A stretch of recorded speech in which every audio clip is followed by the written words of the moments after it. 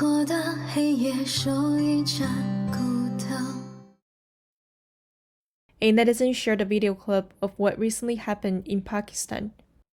According to media reports, opposition party leaders found as many as 6 spy cameras at polling booths hours before the Senate was to begin casting votes for the chairman post. After the cameras were discovered, the special session was in chaos. Opposition leader claimed this is against Article 226 of the Constitution. Then the House started chanting, "Shame, shame."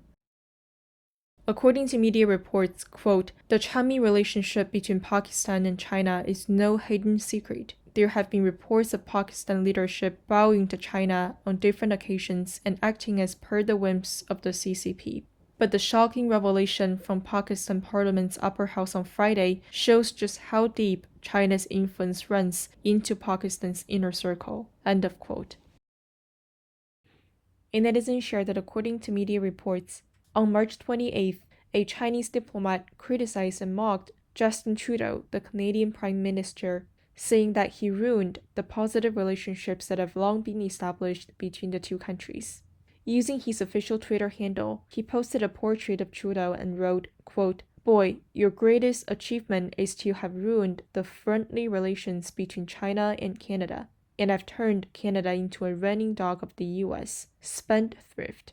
Speaking of the context, not long before this was posted, the Chinese government in Beijing officially announced sanctions against 2 Americans, 1 Canadian, and a rights advocacy organization. The Canadian that was sanctioned by Beijing was an opposition lawmaker, Michael Cheung, who served as vice chair of a parliamentary subcommittee on international human rights. He is now banned from entering mainland China, Hong Kong, and Macau, while in the meantime, citizens of PRC, institutions and organizations in China are prohibited from doing any business with him or having any exchanges with this subcommittee.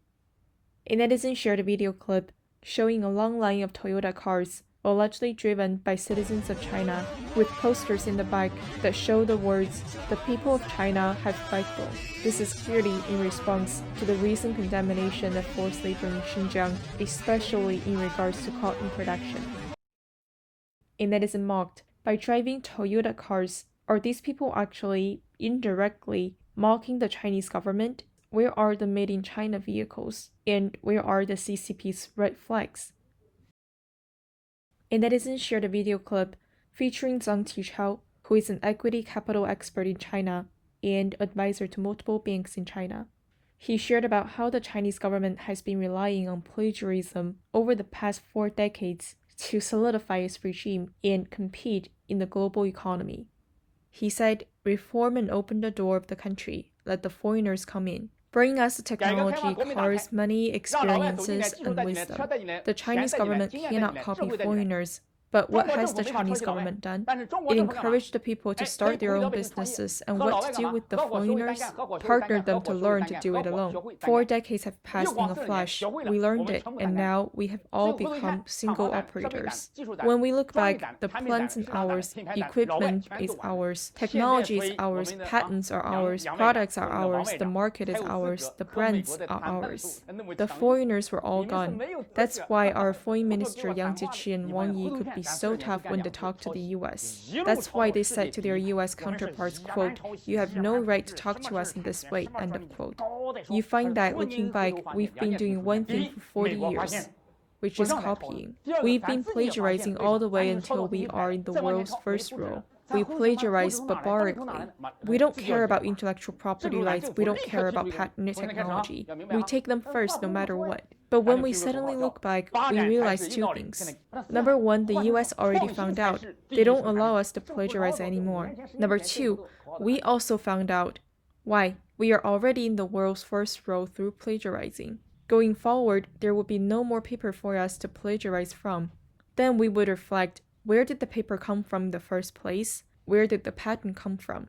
Then we realize, well, we need to develop and research ourselves. That's when our government put forward the slogan that later became known as "development is the top priority." But later, we've also teared that down and replaced it with another slogan, which is "innovation is the top source of productivity." The government has long ago, 5 years ago, 10 years ago, put forward such a slogan. It's just that we did not become aware of it until now. A netizen replied, according to this so-called expert, the Chinese government was able to get to, quote, the front row through plagiarizing for the past 4 decades is primarily because it has been exploiting the ordinary Chinese people who have experienced some of the most egregious human rights abuses ever seen in the world. Child, we will take you in. Child, we will bring you home. You'll be a flower that sees the spring. Soon a dove flying high.